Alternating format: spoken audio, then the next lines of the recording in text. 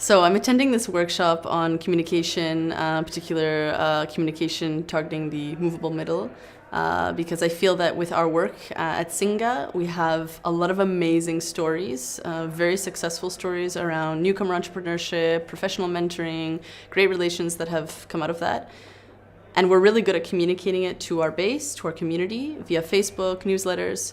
But I don't think we've really engaged that much with people beyond our community, and we are not entirely sure how to go about that. And what I've learned from this workshop is that another form of messaging is actually required.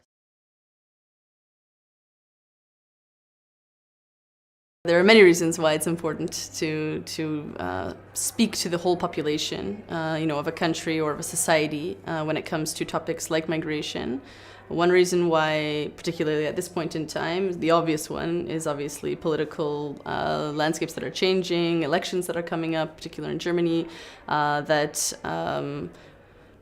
time where kind of political opinion of the general public is becoming very important, and if it's only the more extreme groups and voices in society that are the loudest, they're the ones that are probably going to gain more support. So if we want to actually show and engage a larger portion of society, the movable middle as well, in our work and in this process, we have to actually talk directly to and with them. So one of the eye-openers of this workshop today was the fact that migration as a topic directly is actually our work on a daily basis, so organizations, practitioners, but it's not really the topic that average people are really worrying about on a daily basis, other than maybe when they open the newspaper. And this means that if you really want to approach and engage with the majority of our country's population, you have to discuss issues that are actually important for them. Another really interesting takeaway was who is the messenger. So I think in many cases, we as directors of NGOs or even volunteers that are really engaged and active in this whole scene, we might not always be the right messengers to talk about these issues, and especially to talk about those relevant issues for the movable middle to that population or to those target groups, but rather we should find people that they can relate to. So just as we work inclusively with newcomers, for example at Singa, we're all about co-creation and working with newcomers. So if you want to work with the movable middle, you need to actually have someone from that community being part of the messaging as well. One thing that I've taken away, or that I'm in the process of taking away, is the need to create what I think is a smart network.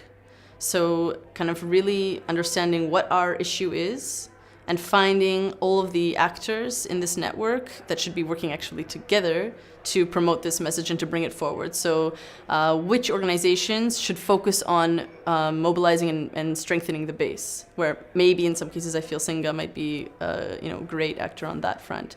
Which organizations are going to be the ones to approach the movable middle, but the side that's still leaning towards, or that's easiest to sort of win over quickly. And maybe organizations like Singa could offer some examples, some stories that they can then use and actually repeat, etc. So sort of developing also a network around this issue rather than always feeling alone and kind of the only one talking about it, but coming together that will be stronger. I think for people and organizations that are interested in this debate around how to better communicate positively around migration and how to speak to the movable middle or other groups in society, I really encourage you to seek out partners, other organizations that are already maybe creating campaigns or that have the same questions as you, and to create networks where you kind of pull your resources and divide the tasks so that you're not doing this all alone. I encourage you to check out the toolkit. This, I think, will be very useful to at least getting started, particularly for organizations that don't already have like an internal communications department. So you need to first build up your skills before going out there. I encourage you to not give up. It's a long process, and it's not going to be accomplished in one day, but step by step, we're going to make it.